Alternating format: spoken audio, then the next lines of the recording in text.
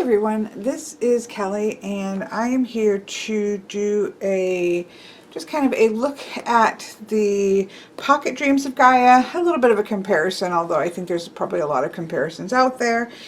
This has been out for a while. I just had picked it up, and this little box just makes me so happy. Okay. So I have the Dreams of Gaia tarot here. I have done a lot of readings with the Dreams of Gaia. In fact, I believe, now I could be wrong, this is my sort of, this is my Midori of like my little white book of divination. And I believe I have, that's Minciati. I have a space for, Dreams of Gaia, because of course the major arcana are different. And the first section is the stages of life, the second is a reason of being, and the second are influences. And then you have the suit, each of the suits with the 8 through 10, and then 11 is heaven and earth. That sort of, well, for earth is heaven and earth. And then there's different, and then there's the seneschal, and then there's the queen and the king. For the suit of air, it's body and mind. It's that balance between the body and the mind. And it is the scribe, and then the queen and the king. For the suit of fire, it's the masculine and feminine, and the hero and the queen and king. And for the suit of water, it's the balance between emotion and intellect, and it's the counselor with the queen and the king. So this is, and 0 is the choice card, which I have up there. So this is sort of a reference for me, because I actually really love what she has done with the structure of tarot, and this gives me that reference because I have done a lot of readings with it. Now, I have not done a lot of readings for a while, and that was a twofold reason. One, because of the glare. There is quite a lot of glare on the original cards. I think you can probably see that. And with my lighting, that glare caused a little bit more, like when everything's on the table. I don't think so much for the video, but for myself. And this is because I do bounce light off the ceiling. It's part of the way that I light up my reading table. So I have a particular light that's hitting the ceiling and that's dropping light down. And it does really good for videotaping the glare. So I think, if I can't see so much, but I don't think you see so much glare on the video, which is, great, but it produces a lot of glare visually for me. And so, that seems like not a big deal, but if there's something that is super gilded, and or something that has a high glare to it, it does start to give me a headache over the course of doing a couple readings, or even just doing an hour walkthrough, because of course that I'm staring at that glare and it ends up giving me a headache. So things that are super high glare don't tend to, over time I'm less like, okay, I'm kind of over the glare. So I haven't used this for a while, and a lot of that had to do with the glare. The other thing is that I will put a link to my full walkthrough of the Dreams of Gaia. There is differences here to a traditional tarot. There are extra cards, and it is a different, she has played with the structure, especially of the major arcana, and I think it's beautiful. She's also cleaned up, in my opinion, the minor arcana, creating a much more progressive and staying within the suit's elements in a much more even way, which is something I absolutely love. But if I'm doing a regular tarot reading for a client, oftentimes they will lay the cards out themselves and sit with the reading and things of that nature. And so when it's a non-traditional tarot deck, I tend to not use it as much for just a, let's say, a general tarot reading, because they won't necessarily have those same cards to sit with as well. What what I am so excited about with the Pocket Edition is that I think that I am definitely going to be using this in sort of like ancestor type readings, as well as past life readings. The size is really conducive to what I, needing some smaller decks in my past life readings, and the setup of this is really conducive, or the way that she's changed things is really conducive to those types of readings.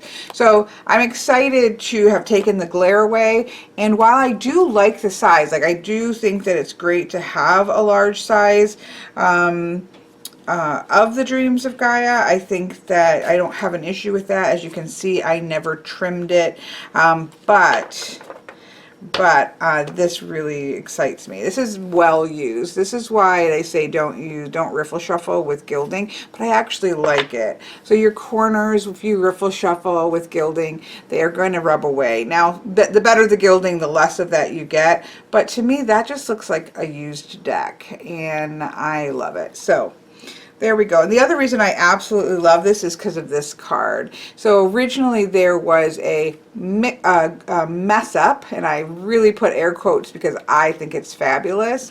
There was a mess up so that let me get the other card. So I will never get rid of this deck because of exactly what I'm about to show you. If I can find it. And I'm sure I talk about it in the full walkthrough, but as a reminder to those who it's been a while. Okay, now I'm gonna, you know how it is, it's like no matter what, when you are looking for, if I would have started from the bottom, magically it would have been at the top. I truly believe that. If I start from the top, it will magically be at the bottom. Or here it is. Yep, only 3 cards from the bottom. Okay, so in this major arcana, sorry, I'm wearing like almost like a poncho. It's kind of chilly today, but I'm enjoying the chilliness, but then just having a wrap on it, it's kind of awkward for doing this. Anyways, the original is that the number 14 is a self card. Excuse me, and the number 24 is the faith card. So there is a missing X, right, that would have made this 24 instead of 14. In the initial printing, there was a mess up, and that was, both of these were labeled as 14. I love this, and I'm kind of sad that the mini one won't have that. I kind of like, can I have a messed up version of the mini one? Because in the end, it's like the star card, which just talks about having faith, but it's about having faith that you're going to find your way, you're going to navigate, but it's having faith in self. Whereas the Fool has faith that the world is going to step off the cliff, and somehow the world is going to support you. The star card is about having faith in your own self to navigate. And so to have the faith card and the self card be linked in that way, in my opinion, wasn't a mess up, but a wonderful synchronistic happenstance, and I love this. I do not keep in my set they did fix the card and turn it out, and I don't think I ever even got it. If I did, it's not in the box or anything, because this to me is perfection. So I'm gonna have to accept that that's not going to be there for this one, but I will never get rid of this deck because of that.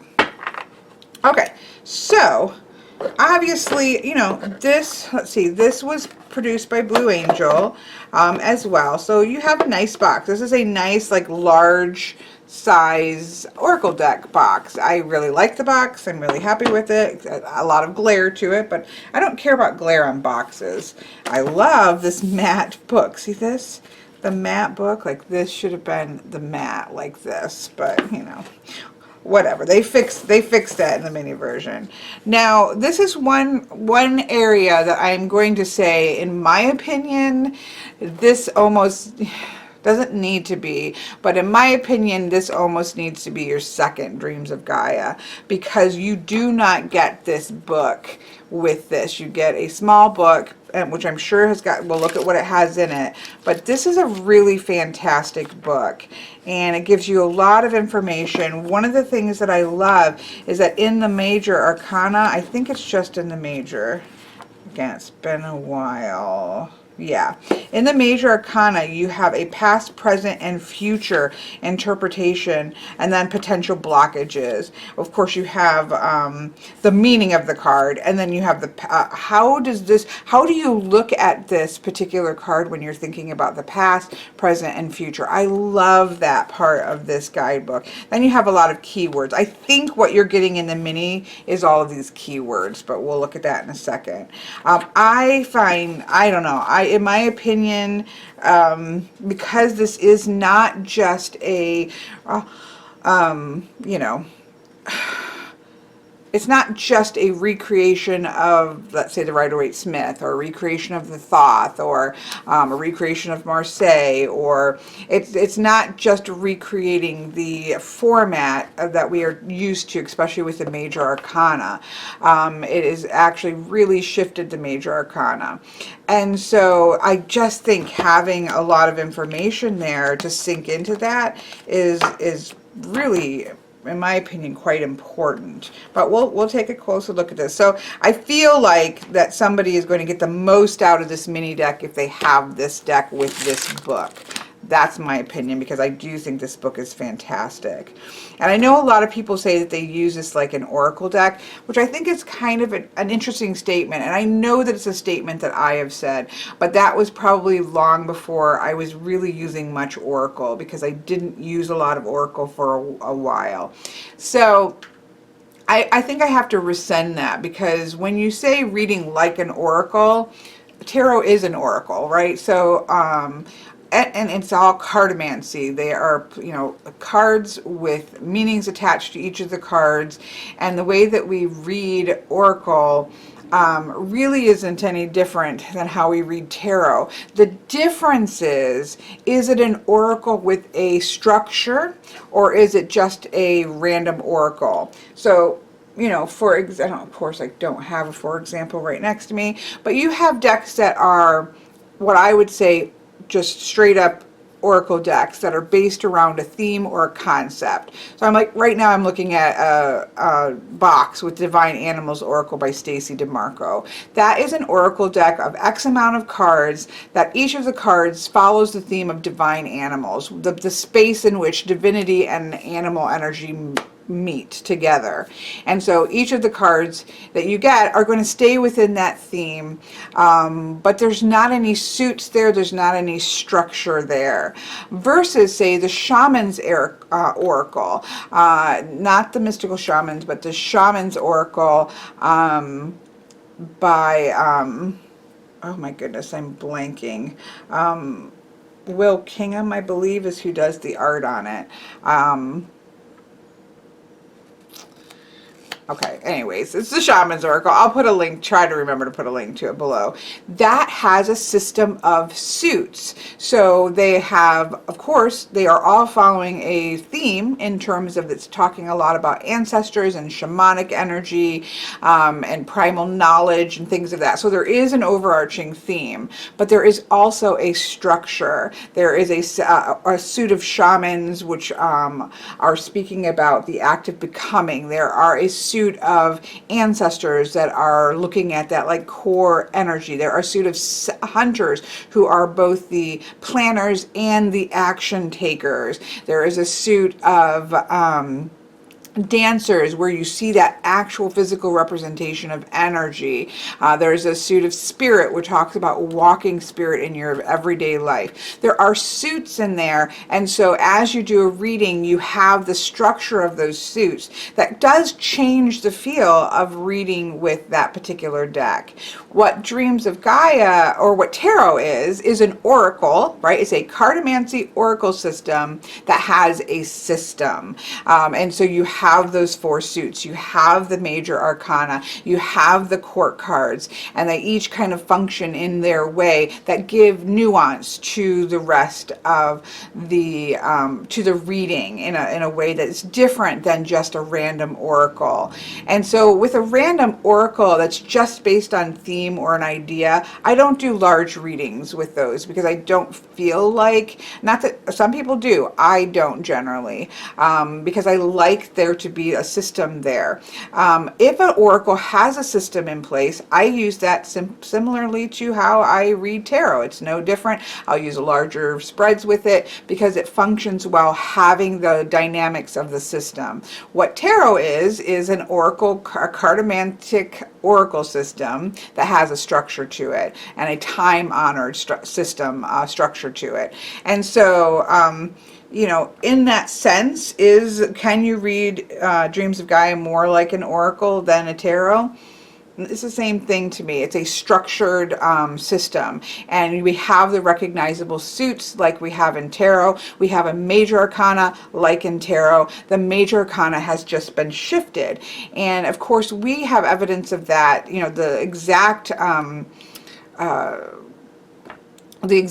major arcana has variations even historically. Again, look at the Minciata, where you do have the typical or the traditional major arcana, but we also have the oh my gosh, I'm the 4, or not the 4, we have the like Faith, Hope, Charity.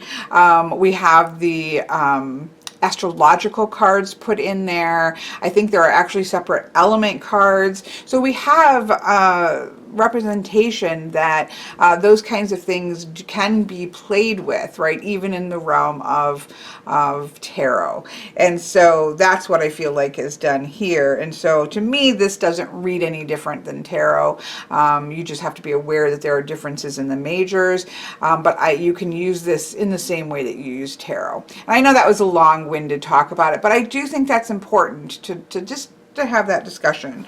I use this in big spreads, little spreads, similar way that I would use tarot, and it's because that system is there. And in some ways, this is an easier thing to dive into than a systemed oracle, because we have a basic, if you read tarot, you understand the 4 suits, right? You understand the elemental aspects of the 4 suits. You understand that the major arcana looks at those bigger overarching archetypes. We understand that, right? We have already a key into the structure of this, just with having to let go of the order of the major arcana and what the major arcana is trying to achieve, where we have a very specific hero's journey, maybe some people will say, in the major arcana. There's a lot of ways to break down the ways the major arcana moves, right? And we still have that in the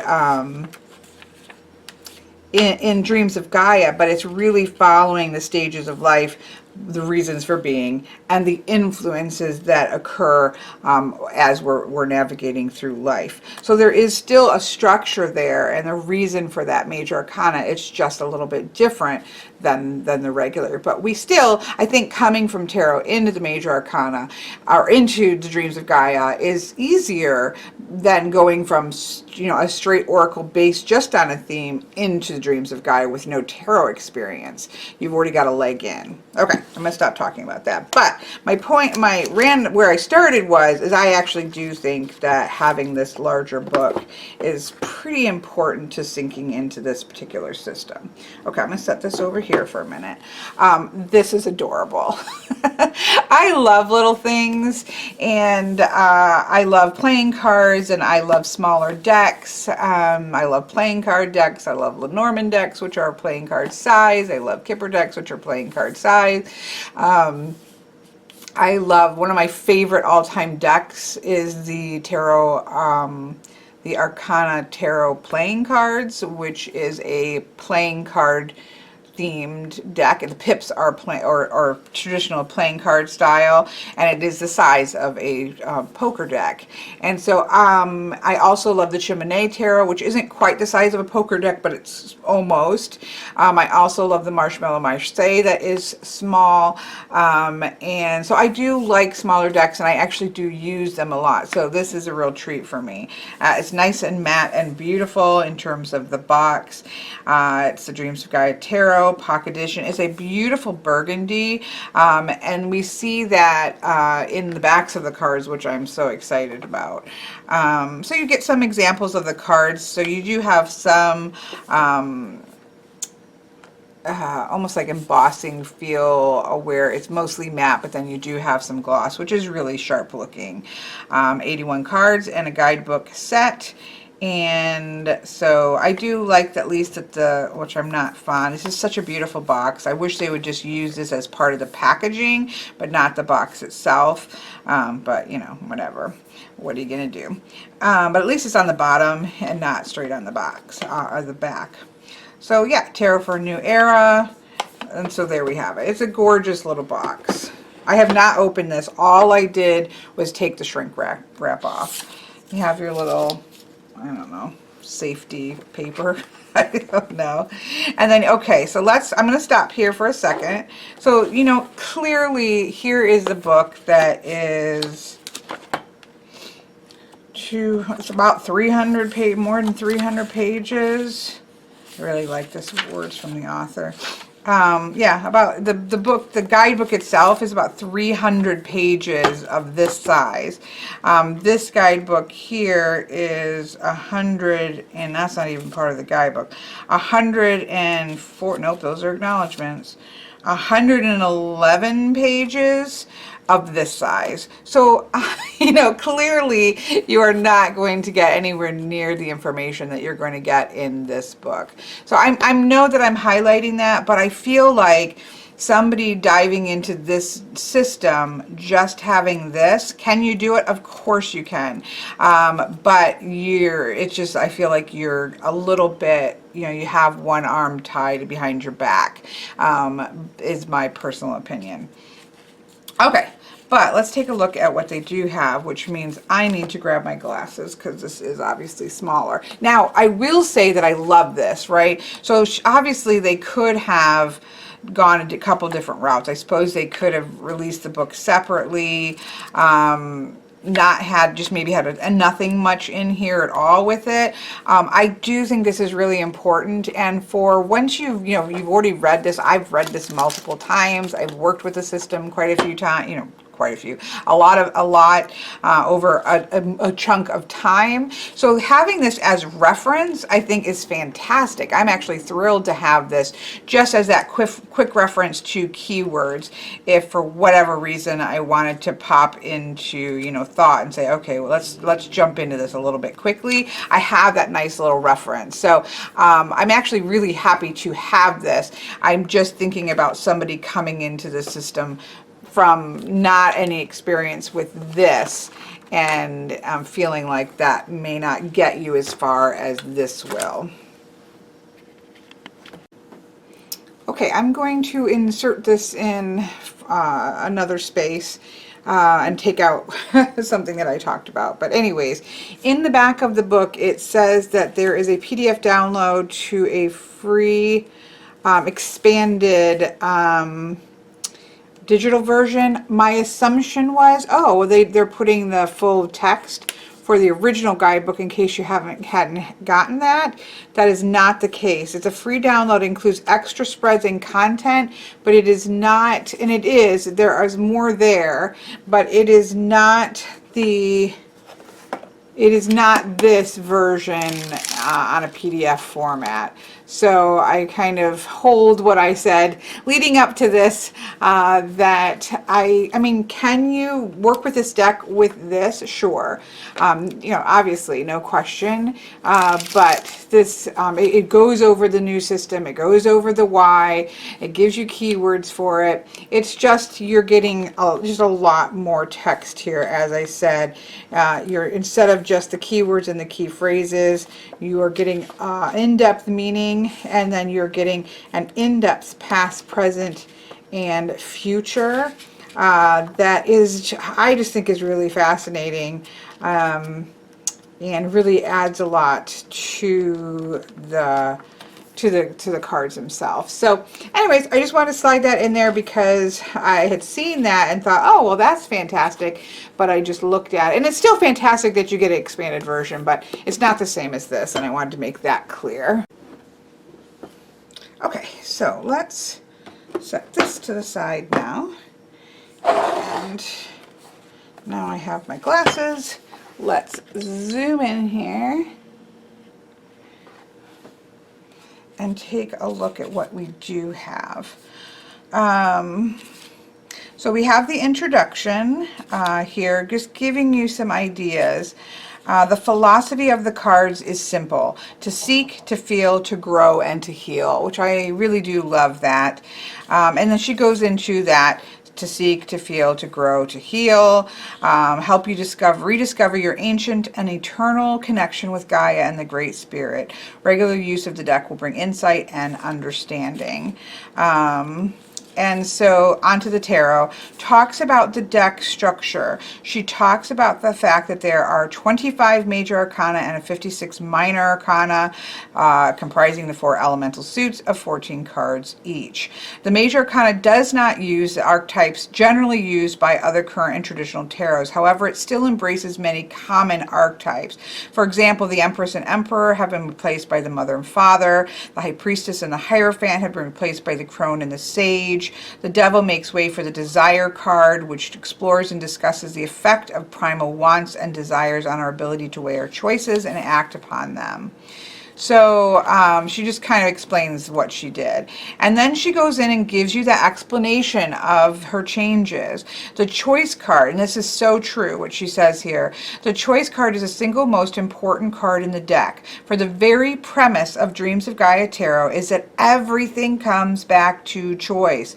All that we are, all that we become is governed by the choices that we and those around us make, and how they in turn create and influence our reality. Because the choices that other people make for us as children and so on and throughout life do have an impact on us. So I love that she doesn't just leave it at our choices may determine who we are. Well, yes, but we are working with some also fallout, good and bad, of other people's choices and decisions. So I love that.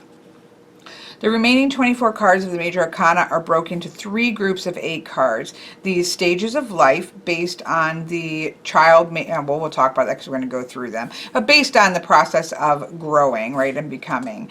The reasons for being here, are, which we talk about, and then the influence. While it is true that the events we are experiencing now and our reasons for being can and do influence our ability to see opportunities and make choices, there are another 8 key elements that play a defining role in influencing us for better or for worse. These are journey, our life experience. Oh, well, she goes through that, which we're going to talk about. We're going to go through the cards. So she explains how it's structured and why. She talks about the minor arcana, which is pretty similar. It's just that she stays, I think, more uniformly in the suits, in the elements, which I think is wonderful. She talks about readings. She does give the Dreamer's spread, which is right here. There are a few more, I think, spreads in the larger book. What I do like is that this isn't something that I've done a lot, because with the larger cards, that's a little harder to do. But with the smaller cards, that's going to make it much easier to do some of these larger spreads. So I'm really excited to actually work with this one. So then she goes into the card meanings, and it looks like for all of them, for all of them, she has keywords and key phrases. The key phrases can be very helpful because it kind of shortcuts you into sort of her longer explanation of the cards, just as keywords do, but the phrases fill that out a little bit. So that's what you're getting for each one of the cards. And then I think it ends with probably acknowledgments. A few words from the author, about the author here, and acknowledgments. Yeah, and acknowledgments. So now we come to the cards. I will be blacking my edges in post haste, although I do need to go to the store and pick up a new chisel Sharpie marker, but I will be doing these in black. You can see there's black tones here, and just I just feel like black is probably where I'll land, unless I'll take this with me, unless I can find really a dark burgundy that I feel like will work with this, then maybe I'll change my mind. Maybe I'll put that at the end so that you can actually see what I chose. But I love these backs. Now, there are two versions of the back. Of the original back. I love just the plain black. I don't have a version of the other version because I really love the straight black back. But the other version has something going on right here, I think with some maybe blue tones. And so, but this is beautiful. I do really like this. I love the burgundy. I love the sense of light, and I do even like that spark of blue tone in the middle that just bursts out. So I think these backs are really, really gorgeous. The cardstock is beautiful matte cardstock that everything should be, because it's not the sticky matte, it's just beautiful matte. Now again, I understand some people like glossy cards. And maybe if I didn't have, I didn't read professionally, so I have lights that bounce off things, maybe I'd like them more, but as it is, I really love this cardstock. Okay, so I am going to run through these really quick. I'm gonna grab my, again, I do have a walkthrough of the Dreams of Gaia, so I'm not gonna really spend a lot of time as I would normally do going through each of the symbols that we're seeing on the cards and things like that, because I've already done that. I really just want to do more of a quick flip through and see if I notice. I don't think anything has changed in the cards from my understanding.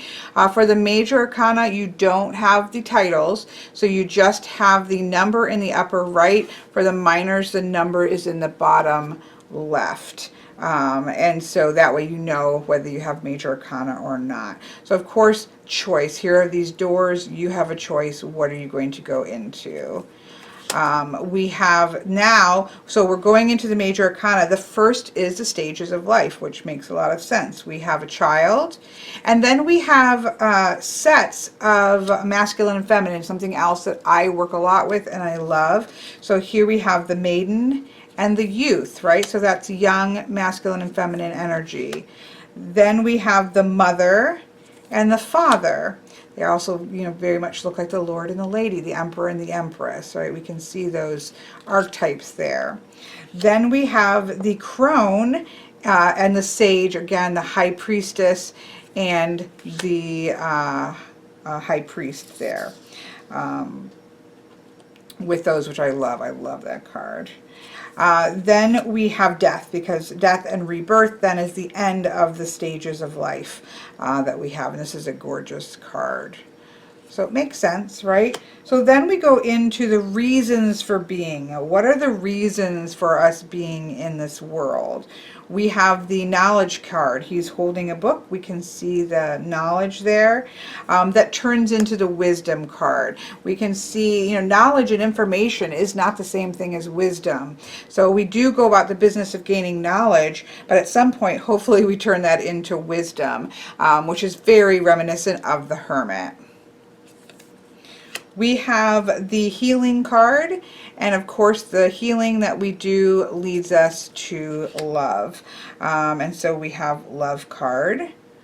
We have the union card, which of course can correlate to the lovers card in kind of bringing energies together. Also to some degree with the temperance card, right? So we have this idea of coming together and the need to come together, desire to come together and union, but we also have the needing to keep that sense of self. This is one of my favorite cards. I love the imagery here. We also do gather in abundance, right? This desire for those things around us. The cornucopia here. We have the beautiful dragon here, which I love. It's a buzz, but for me, it's an abundance of wisdom. We have the rabbit here, abundance of propagation of life. So we have this feeling of abundance that we're trying to do.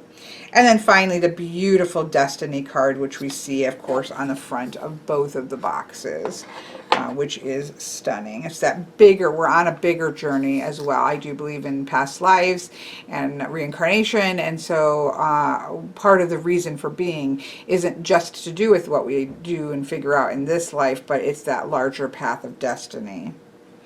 So that's the section of reason for being. And then we have the influences. What are the things that influence us? The actual journey has an influence on us. Our thoughts have an influence on our path ahead. I love this card. It's gorgeous. Our emotions have an influence, and the emotions of other people have, and I think am I going these in the right way? Yes.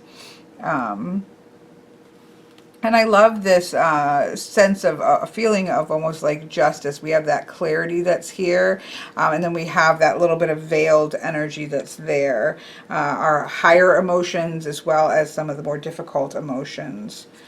We have the desire card here in 20 that influences our path, both positively and negatively. We have a perception. Our perceptions have an influence on us. Love this card here. The intuition card is stunning. Love the spider, love the web, love the woman, love the owl, love the universe in her hand, love the cat. I think that's a cat back there. It's a gorgeous card. I did a lot of work with this card to come to terms with this integrity card, which I talk about in the other one, so I'm not going to go into it. But this is an integrity card. And then finally, the beautiful faith card, which is stunning.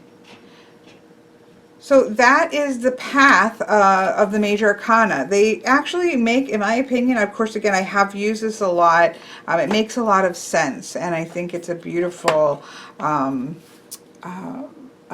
iteration of the bones of taking the bones of tarot and using it for a specific purpose, and I think it fits very well. So then we get into the minors. So for the minors, now obviously this is going to be, when you're just coming into the system, this is going to be a little more difficult because you don't have the titles of the cards. I don't think it will take a lot of working with it to come to those. And because you do have this little quick reference, it's pretty easy to just check that. Draw yourself out something like this that you can just have one page next to you that lists the major arcana, and tuck it into the box so you can have a real quick reference sheet to those major arcana, which are the only one I think that you really are going to maybe miss at the beginning of using the system. But I really don't believe it will take much to sink into understanding the different ones. So the minors, of course, are much easier. We have the element that they are and the number. The only, I guess, issue that might be there will be with the court cards, but I think you'll see those aren't going to be too difficult either. So here we have the gorgeous ace here. Here we have the 2, the 3, doing the work, planting. The 4, that really structured, holding up structure there that we see with the 4s.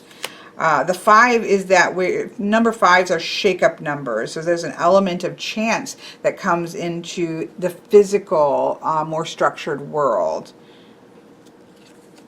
We have the 6, where balance is restored. We have the beautiful 7. There is growth that comes from structure. See, I read very numerologically, and so for me, these what she did with the numbers are just amazing. And I think, let me look real quick here, because I want to say, does she talk about... I wondered if maybe it's at the beginning. I'll have to look. Whether she has a section where she talks about the numbers. But it's very clear in kind of going through the minors how she has this beautiful progression. We have the 8, which is 4 plus 4. We definitely have that sense of solidity and mastery that comes with the 8. We have the number 9, which is dynamic energy. Let's see what some of her keywords are. I find these so easy just to use the way that I look at number 9. We have the sense of, for her, attainment, fruition, things coming into full fruition with the number 9. And then the number 10, we have that self-mastery. Everything has kind of come full circle here. Mastery of craft and self. Well, that was with fire, so let's see it. But I still think that sense of mastering it is going to come with all of the 10s. Let me go back to Earth. Yeah, highest ideals, reward, everything sort of coming together here with the final 10. And then we get into the quartz. So we know that the 11s, right, or the what would traditionally be the pages, are this juxtaposition of two things. In this case, it is the combination of heaven and earth. I love the animals that are here. There is that sense of divinity and earth, as above, so below, coming in with. So the 11s are always going to be that duo energy coming together. The 12s are different in each one. So this is sort of the administrator of Earth, the seneschal of Earth. And so it is that acts of service that we can think about. And then we have the queens, and then we have the kings here. And so they go, right? I'm going to pull these out because I love all the aces. I love this 2 of swords. That's that balance there that forms the pathway. I just love that. 2 of swords, perfect 3 of swords ever made on the planet Earth. Because swords are about the mind and the intellect, and the number 3 is about growth, and this is where this comes in beautifully.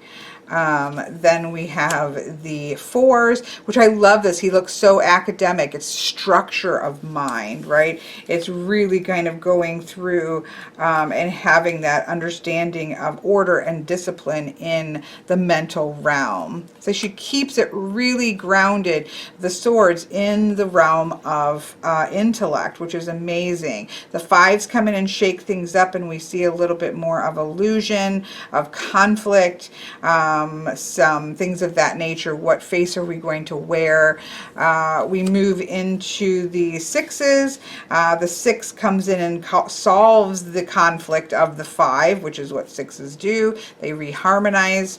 The 7s here, she has, I think, 7s kind of pertaining to spirituality. The number 7 is often seen as a number of spirituality, and so it makes sense here. But this brings this idea of belief into the mind and that connection between thought and mind. We have the 8. Love. Is your intellect going to hinder you or help you? Love it. Here we have the 9 for self-awareness, and then coming to the 10, that's sort of having become a fully functioning mental human being, right? It's that idea of self-actualization that can come. So then with the 11s, again, we are juggling the body and the mind. I see the juggling of the mind between the mind and the heart. So this works actually for me as well, though, because it looks like it's the heart and the mind. So that's kind of how I read it. We all can come to things our own way. Then we have the 12, which in this case is the scribe, which makes sense in the realm of intellect, right? The process of earth would be that steward energy, that energy of service of the mind. It is that scribe who's writing those things down. the beautiful Queen of Air and the Eagle King of Air, which is gorgeous. Brings us to the lovely Ace. I love a fire. I love the spider there. Oh, Isabel is snoring right behind me. And again, I'm trying not to like do a full walkthrough because I have one, but you know me. 2 of fire, 3 of fire. It's going off to make hay. I love this 4 of fire. That focused there, that full, she is ready to, that arrow is going to hit because she is grounded, she is rooted, she's stable in the 4. We have the interesting 5 of fire, that conflict that's there, that competition, very ripped individuals. Not my favorite of the imagery of the cards, but you know, they're going to have a very healthy competition there. We have the 6 of fire, which is that mediation and negotiation. So you can see, but you know, see that progression. We have this sort of antagonism, competition, a bit of a fighting energy of the 5s that is resolved in the 6, because the 6 harmonizes the energy of the 5. And so we have that mediation that happens, a resolution is brought into being here with the 6s. So it's just a deck that does a really good job at the sequences of the numbers. We have the 7 of fire, which again brings a bit of a spiritual tone. So we have the divination here. We have the 8 of fire, very active, change is going to occur, phoenix kind of energy. We have the 9 of fire here. Again, her 9s are to do with sort of attainment, kind of coming into that full comfortability there, attaining it. But then the 10th is that mastery, right? So you attain in the 9s, but in the 10, it's that kind of full mastery, and you just, whoa, like all mastery is there. And yes, that is the exact sound that occurs with the mastery, or with attainment at the very end of mastery. Whoa. And then we have the 11. In this case, it is the masculine feminine aspect of fire. We have 12 as being the hero. Love the bear here. A lot of animal energy pulled in. And then we have the beautiful queen with the cat, and the very beautiful king with the lion. And then that brings us to the suit of water. I love all the dragon aces. We'll look at those in a second. We have the 2 of cups, which is gorgeous. I'm trying to keep these so I have them in the right order. We have the 2. We have the 3 of cups, which is of course a little bit different either, because this idea of getting satisfaction and pleasure and joy is not necessarily dependent on other people, because the suit of water isn't just about relationships. It's about our inner world. It's about our intuitive power. And so that joy and that attainment. We do have the other fishes, so there is that sense of camaraderie and celebrating with other things, but it really has to come from inside, which I love. The 4 of water, again, have that sense of confidence there, despite his scars. We have the 5 of water, it's just disruptive energy of heartbreak, which is where it's supposed to be in the 5 of cups and not in the 3 of swords. Just I throw that in there. And then the harmonizing of the 6 of water, that's a compassion that's here and having grace, which is gorgeous. We have the beautiful 7 of water. There is again that sense of a spiritual component to her 7s, which I think are beautiful. From a foundation of that is where growth can come, which is how I see the 7, so that works for me. Plus, I did grow up with the understanding of the number 7 as that number of spirituality, so that's not a reach for me whatsoever. We have the 8s here of cups, we have the gorgeous Nine of Cups. I love this Nine of Water. It is that sense of kind of coming into full illumination of your emotions. And then, of course, we have the mastery of agape kind of love that isn't dependent on anything. It's that true force of love that we see with the 10. With the 11, it's balancing the mind and the heart, which again is how I love to look at water. Water and air for me are very connected in that I feel like they do the most damage when they are out of sync. And so I love that combination there. And then, of course, we have, and this one, it's the counselor, which makes sense, right? So think about the steward of our physical resources in earth. Think about the scribe who is writing down, you know, our thoughts and our intellect. The fire is out, that hero who's out running hither and yon.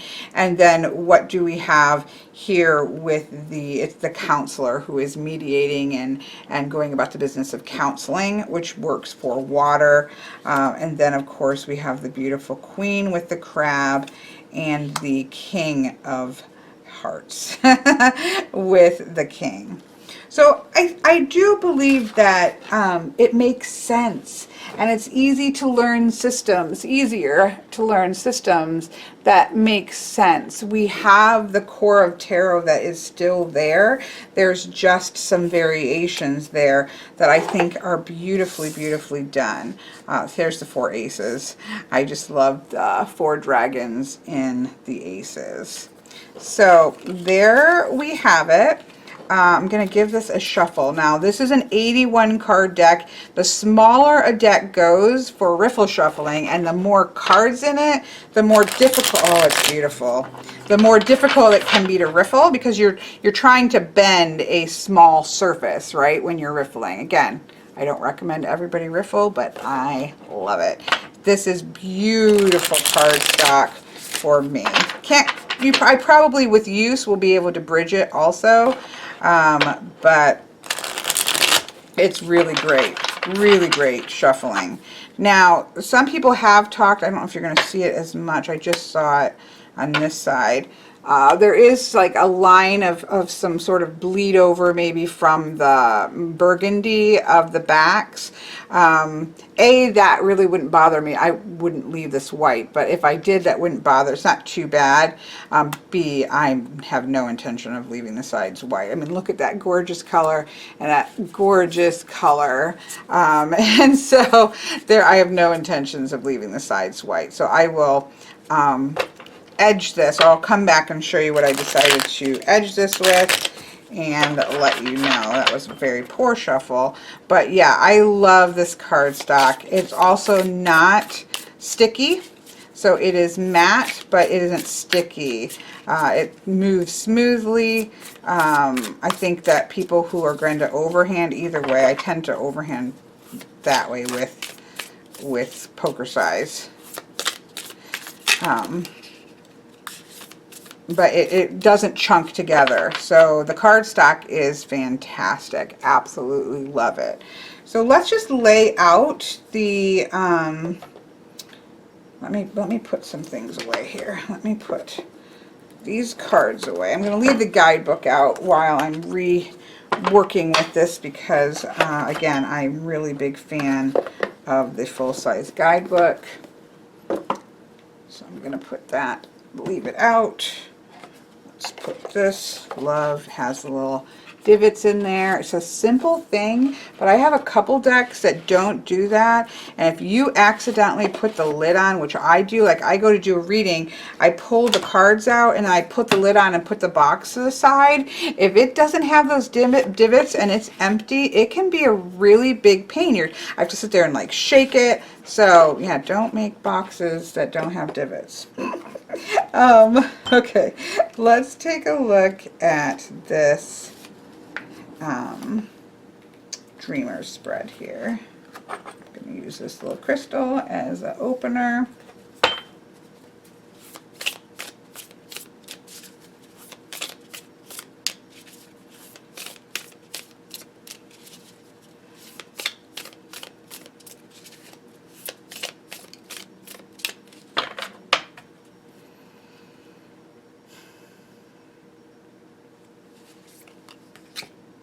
So it starts in the middle with the dreamer. And here we have the Three of Cups, right? A dream of happiness that comes from that internal space. Yes. So number 2 looks at the, look how, I love this size so much. Am I totally, no, I don't even think I'm totally out. There we go. We have the, I'm just going to try this. I'm playing here, folks. You can walk away if you don't want to play. So we have the unconscious mind, we have the past, we have the immediate future. You know, I actually think I did do this for a friend of mine. So I think I've done this. It's just so much harder with the big cards. The immediate, so we have the past, the immediate future, and then the long-term future is showing up here. And then we have the conscious mind. So yes, I have done this because I swapped it. For me, the unconscious mind is in the bottom and the conscious mind is in the top. You know, it's okay to take what somebody's done and make it your own. And it just makes sense to me to have the unconscious mind here. And then in the last two, or the last three, sorry, I'm trying to juggle this. We have repressions, things that may be repressed. We have a guide that is going to help us, obviously, on our journey. And then we have expression here of, I love that. Remember, this one was the journey and the impact that the journey has on us. This is the major arcana. So now we can see visually, this is one of the things I love about this system. We can see visually where our major arcana cards are because we have them in the upper corner. So when you're scanning, right, you can actually pay attention to and see, okay, we've got 3 major arcana. Now we can also see by color that we have water, air, and fire, because the suits are quite color coded that you can see. But of course you also have the symbol of the element right there in the spread. So size is perfect, absolutely perfect. For me, again, for my reading space. Sorry, I should qualify that. This is for my reading space. This is a perfect size to be able to do this spread, which is a spread that I do love to use, but now it can fit really well. I love the mat,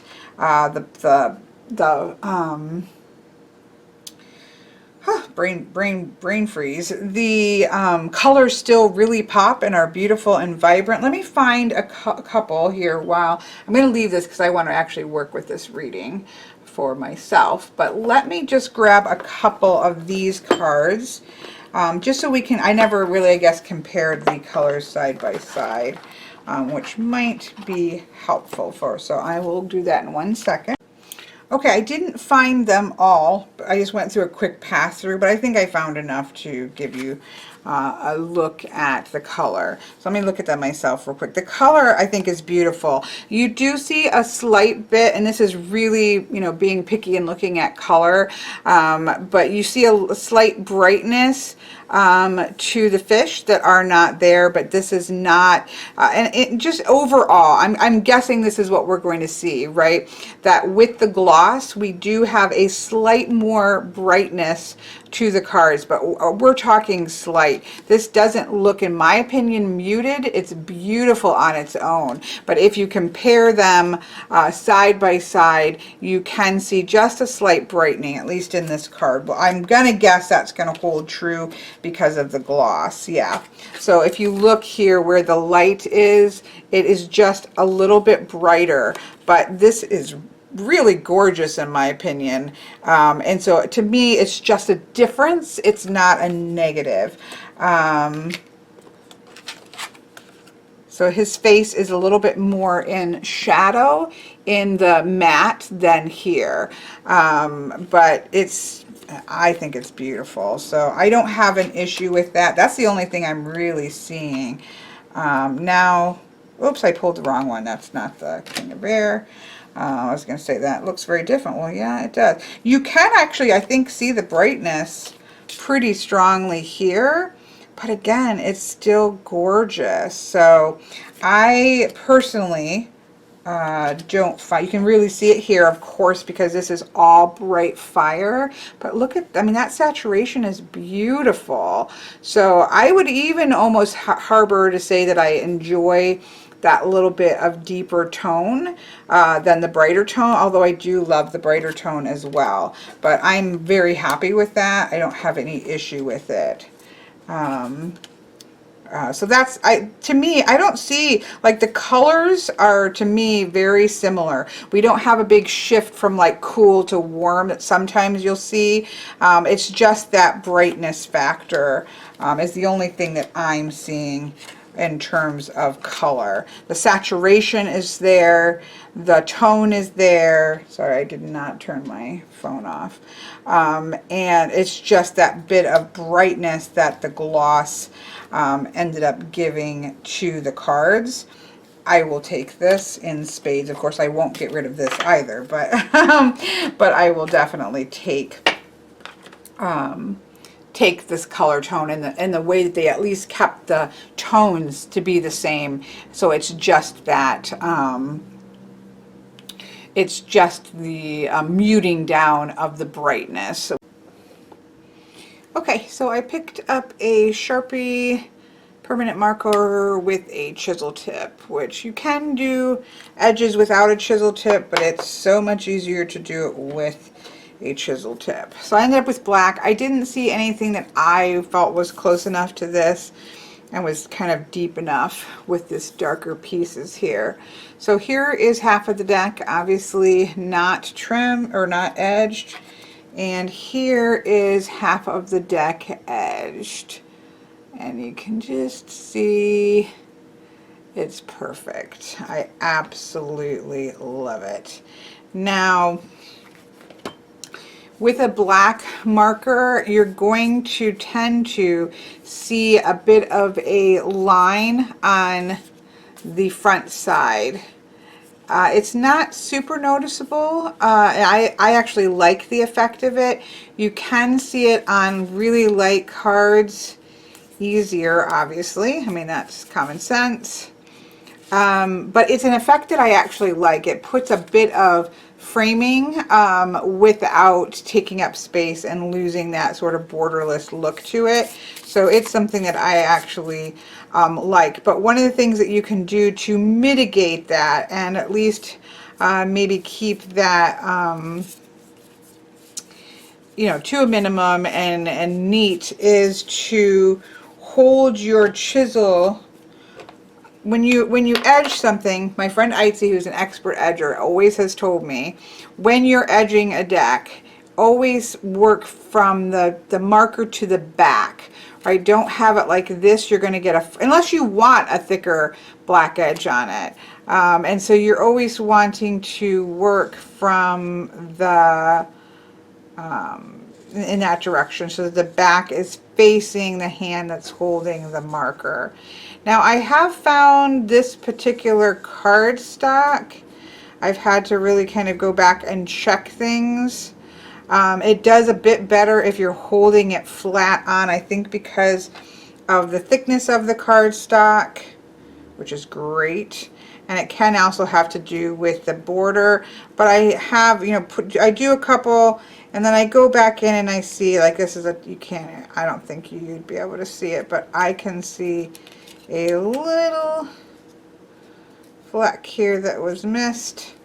So I'll do a couple and then I'll put it in with the rest, and then I'll just kind of look and see where it may not have hit straight on. But look how awesome that looks. It's just amazing to me how it finishes a deck off. Especially when you have such rich and vibrant colors, it really, you know, it does look like, okay, you've cut cardstock, and then you've got these rich, vibrant colors, and I just think putting an edge on them just finishes it, and it feels like, okay, that's a finished deck. So there you go. I just thought I would come on and just show what I ended up doing for the edging, and that way it just kind of finishes the whole shebang. So I hope has been of interest. I will link below my walkthroughs of Dreams of Gaia in case you really want to see a more detailed walkthrough. So there you go.